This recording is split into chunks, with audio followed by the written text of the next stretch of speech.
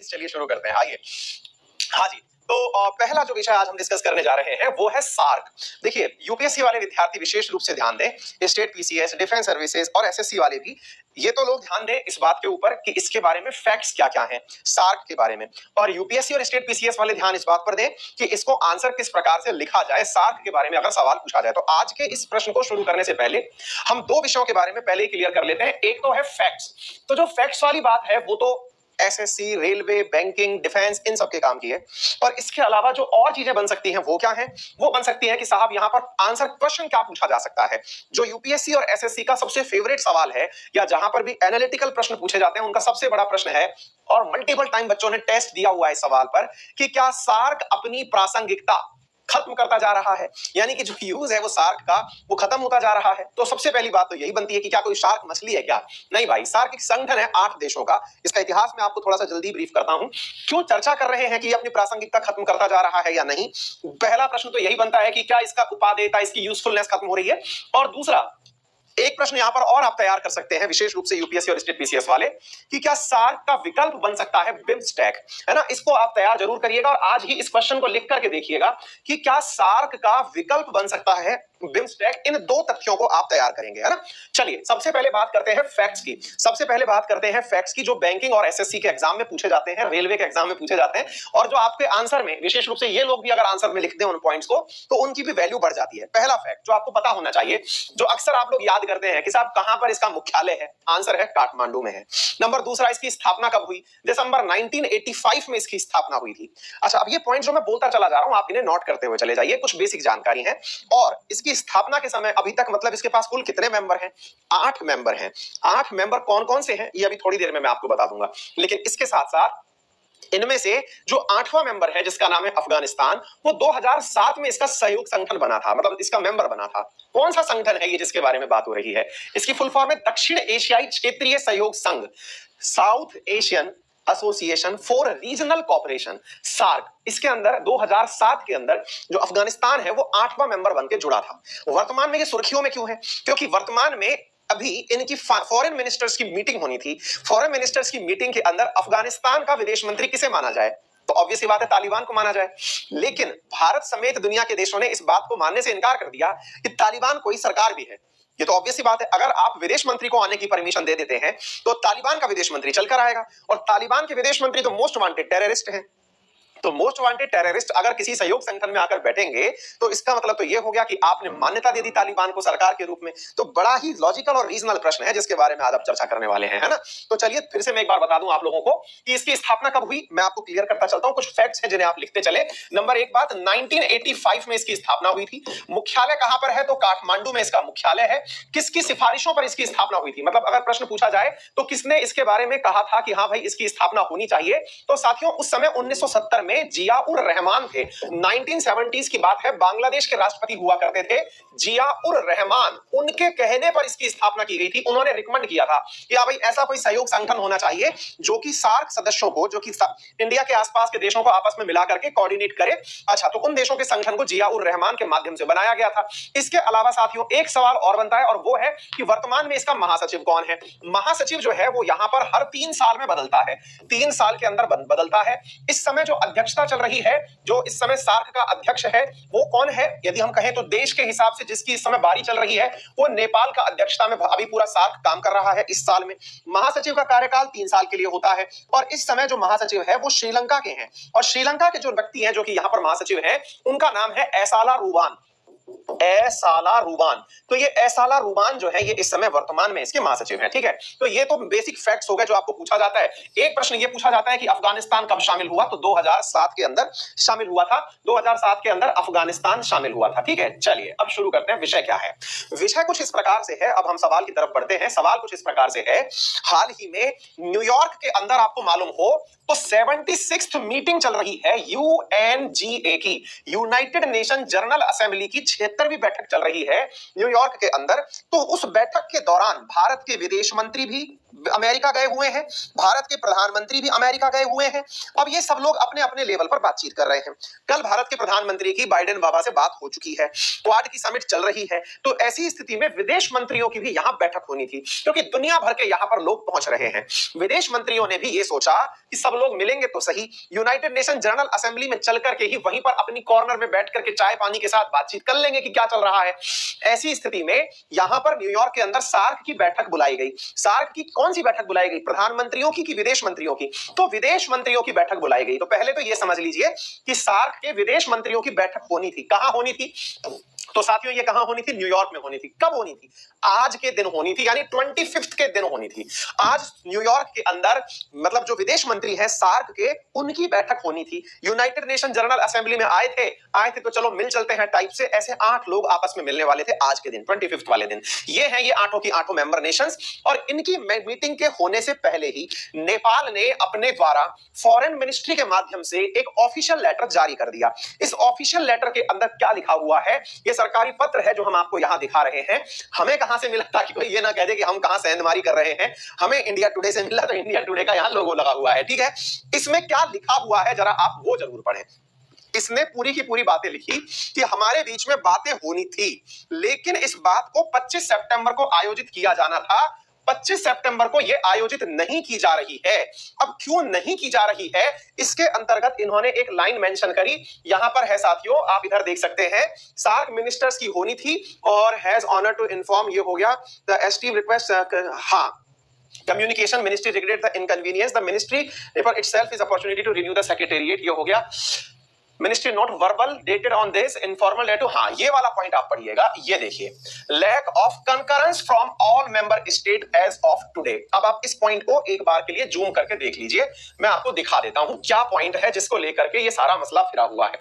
Lack of concurrence from all member state as of today, मतलब ये हुआ कि जितने भी हमारे मेंबर नेशन हैं उनके बीच में आपस में सहमति नहीं बनी।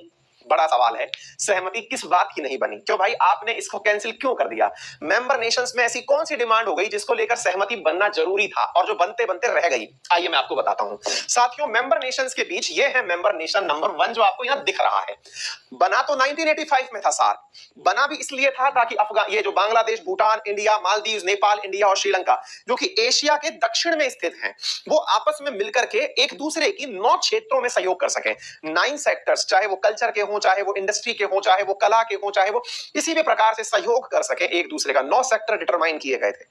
7 सदस्यों ने 9 सेक्टर डिटरमाइन किए थे कि एक दूसरे की व्यापार, वाणिज्य, संस्कृति, कला, इन सब में सहायता करेंगे, पर्यटन, इन सब में सहायता करेंगे। अब चूंकि अफगानिस्तान जो आया, ये भारत के प्रयासों से ही इसमें अफगानिस्तान शामिल हुआ था। देखिए, अगर आप एशिया का मैप निकाल के देखेंगे तो एशिया के मैप को अगर आप नोटिस करते हैं तो आपको ना ये मैप कुछ इस प्रकार से दिखाई पड़ता है। देखिए, हम यहां पर ना एक गलती कर दिए, हम एशिया का मैप लाना भूल गए, पर कोई नहीं, आप थोड़ा सा हमारे साथ मैनेज करें। साथियों, जैसे ना ये आपको इस समय दिख रहा है आपके कैमरे पर, ये देखिए, ये एशिया है, ठीक है। अब एशिया को अगर हम देखें, इंडिया को पहचान लीजिए, आप इंडिया को पहचान लेंगे तो समझ में आ जाएगा। अगर आप इंडिया को पहचानने की स्थिति में है तो आपको यह क्लियर हो जाएगा कि जहां इंडिया दिखाया गया है वो एशिया के नीचे की तरफ है। एशिया के नीचे की तरफ है का मतलब हुआ कि मतलब एशिया के नीचे की तरफ का मतलब हुआ मैप में नीचे, और मैप में नीचे की तरफ का मतलब हुआ दक्षिण। तो एशिया का दक्षिण हिस्सा, और दक्षिण में कौन कौन है? दक्षिण में इंडिया दिख रहा है, श्रीलंका दिख रहा है, आपको बांग्लादेश दिख रहा है, नेपाल दिख रहा है, भूटान दिख रहा है, पाकिस्तान दिख रहा है। ये एशिया में तुलनात्मक रूप से नीचे की तरफ है। अफगानिस्तान जो है ना वो एशिया में नीचे की तरफ नहीं है, तो वो कहां है? वो सेंट्रल की तरफ है। आपको कई बार हमने दिखाया है, आप शायद पहचान भी जाएं। ये अफगानिस्तान आपको दिखाई पड़ रहा हो, ये बीच में है यहां पर। तो ये सेंट्रल एशिया कंट्री है, यानी इसको इज्जत दी गई ना, तो सेंटर कहा गया, इसको हार्ट ऑफ एशिया कहा गया कि ये इंडिया मतलब पूरी दुनिया का थोड़ा बाएं की तरफ स्थित है, तो इसको हार्ट ऑफ एशिया कहा जाए। इंडिया ने अपने प्रयासों से अफगानिस्तान में अपनी इज्जत बढ़ाने के चक्कर में अफगानिस्तान को एंट्री 2007 में दिलवा दी कि चलिए साहब आप आइए हमारे साथ बैठ करके सार्क की मीटिंग में पार्टिसिपेट करिए। अफगानिस्तान आ गया, अफगानिस्तान आ गया, लेकिन भारत ने कभी ये थोड़ी सोचा था कि तालिबान वापस आ जाएगा। अफगानिस्तान में वर्तमान में सरकार गायब, सरकार गायब तो तालिबान वहां कब्जा कर लिया। तालिबान कब्जा कर लिया तो अब चक्कर ये पड़ गया कि तालिबान ने खुद की सरकार बना दी, खुद का प्रधानमंत्री, खुद का विदेश मंत्री, खुद का रक्षा मंत्री। अब अगर आप विदेश मंत्रियों की बैठक बुला रहे हैं तो विदेश मंत्रियों की बैठक के अंदर इसका भी विदेश मंत्री आएगा। भाई ऑब्वियस ही बात है, जब सबका विदेश मंत्री आएगा तो इसका भी आएगा। अब इन सबके दिमाग में टेंशन ये कि भाई अगर विदेश मंत्री आ गया और पता चला कि उसको कोई गिरफ्तार करके ले गया क्योंकि बोले ये तो मोस्ट वांटेड है, भाई मोस्ट वांटेड आतंकी है जिसके ऊपर 35 करोड़ का इनाम चल रहा है, अगर वो आपकी मीटिंग में आ रहा है तो पता चले कि आप मीटिंग तो छोड़िए पहले पुलिस को रोकने लगे हुए हैं कि यार ये तो आतंकवादी, पता चला कि वो तो बस अल हबीबी कर दिया। तो ऐसी स्थिति में अफगानिस्तान के अंदर या फिर इस पूरे संकट में इस बात को लेकर सहमति नहीं बनी कि क्यों इसे बुलाया जाए। पाकिस्तान ने इंसिस्ट किया कि भाई मैं तो अपनी मीटिंग में इसको बुलाना चाहता हूं, क्यों ना बुलाएं। क्यों ना बुलाएं से मतलब है कि अगर कोई मीटिंग हो रही है तो इसे बुलाया जाना चाहिए क्योंकि सबका सहयोग है, सबका साथ, सबका विकास है। तो ऐसी स्थिति में इसको बुलाना चाहिए क्योंकि सरकार आ गई है।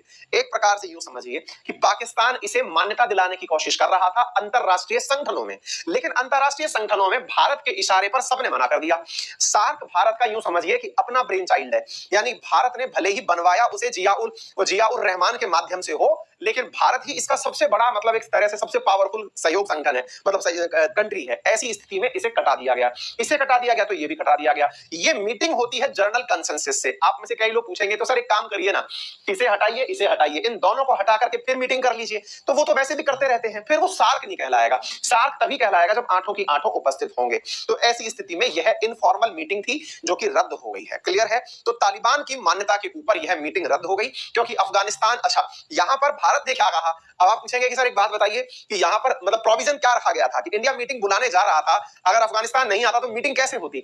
इंडिया ने कहा कि हम लोग ना इसके नाम पर, अफगानिस्तान के नाम पर कुर्सी खाली रखेंगे, खाली कुर्सी रहेगी कि अफगानिस्तान में कभी कोई आएगा तो उसे यहां बिठाया जाएगा। पाकिस्तान ने कहा साहब ये तो घनघोर बेइज्जती है, इतनी मेहनत से सरकार बनवाई और आप उसे मान्यता ही नहीं दे रहे हैं। अच्छा, इंडिया ने इन दिनों बहुत ज्यादा सख्त लहजे में तालिबान के खिलाफ बोलना शुरू कर दिया। इंडिया अभी तक तालिबान के खिलाफ कोई स्टैंड या स्टेटमेंट नहीं दे रहा था, भारत बातचीत के रास्ते पर था। लेकिन अब हाल ही में प्रधानमंत्री का भी एक बयान आया और बयान ये था कि तालिबान के कारण हो सकता है कि अफगानिस्तान एक हब बन जाए, एक ऐसा केंद्र बन जाए जिसमें मानव तस्करी, ड्रग्स का व्यापार और हथियारों का व्यापार वहां से सुगमता से कराया जाए। यानी कि एक ऐसा सेंटर हो जहां पर 3 प्रकार की चीजें हो। मानव तस्करी का मतलब समझ रहे हैं आप लोग, जैसे पहले हुआ करता था कि भारत से कोई भी प्लेन हाईजैक हुआ, लैंड किया अफगानिस्तान में, तो कहने का मतलब है कि वापस से वो चीजें दोहराई जा सकती हैं। दूसरा, यहां पर ड्रग्स का व्यापार बढ़ सकता है। ऐसा क्यों? क्योंकि ईरान, अफगानिस्तान और पाकिस्तान का जो बॉर्डर है मैप के अंदर, उसे कहा जाता है गोल्डन क्रीसेंट। गोल्डन क्रीसेंट दुनिया के अंदर हेरोइन के व्यापार का सबसे बड़ा केंद्र माना जाता है।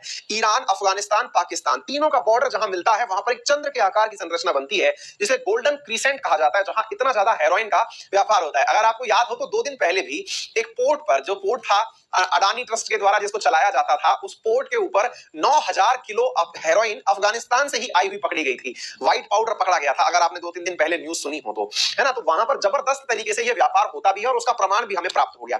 ऐसे ही दुनिया के अंदर हेरोइन का एक और क्षेत्र है जिसे गोल्डन ट्रायंगल कहा जाता है। वो कहां है? कमेंट बॉक्स में आप मुझको लिख के बता दो। मैं ये जरूर कह देता हूं कि वो भारत के पूर्व में है। कमेंट बॉक्स में बता दो, मैं पढ़ने के लिए बैठा हुआ हूं। तो एक प्रकार से भारत ने अपने द्वारा इसके लिए पूरी तरह जानकारी दुनिया में रखना शुरू कर दिया है। भारत इस मूड में नहीं है कि तालिबान को मान्यता दी जाए। ठीक है, तो ये थी सारी कहानी। उम्मीद है आप सभी साथियों को ये बात समझ में आ गई होगी, क्योंकि कई सारे तालिबान के लीडर्स जो हैं वो डेजिग्नेटेड टेररिस्ट हैं, आप लोगों को मालूम होना ही चाहिए। चलिए साथियों, तो ये भारत ने जो कहा है कि भारत ने अपना स्टेटमेंट दे दिया है कि development of Afghanistan could lead to a uncontrolled flow of drugs, illegal weapon and human trafficking. ये भारत का स्टेटमेंट है। अब आप लोग ना इस स्टेटमेंट को कहीं लिख करके रख लीजिएगा, बड़ा काम आने वाला है। ये काम क्यों आने वाला है कि तालिबान के विषय पर भारत की राय, इतने दिन हमने तालिबान तालिबान पढ़ा, तो तालिबान इतने दिन पढ़ा है तो भारत का क्या स्टैंड है ये आपको यहां लिखना चाहिए कि भारत ने अफगानिस्तान को लेकर क्या कहा है ना। ये ऑफिशियल स्टेटमेंट है, भारत ने अभी तक स्टेटमेंट नहीं दिया था। ठीक है, हाँ जी, चलिए तो आगे बढ़े। उम्मीद है आपको ये सारी बातें समझ में आ गई होंगी। ये सारी जानकारियां मैंने आपको यहाँ पर लिख कर दे दी हैं कि किन किन क्षेत्रों को लेकर के बात हुई, मतलब यहाँ पर एरियाज जो है वो हमने आपके सामने लिख दिए हैं। ये सारी की सारी बातें हैं, सार्क से संबंधित जानकारी है। बस हमें अपने नाम से सर्च करिएगा, टेलीग्राम मिल जाएगा, उस टेलीग्राम के ऊपर आपको ये सारी जानकारियां भी मिल जाएंगी।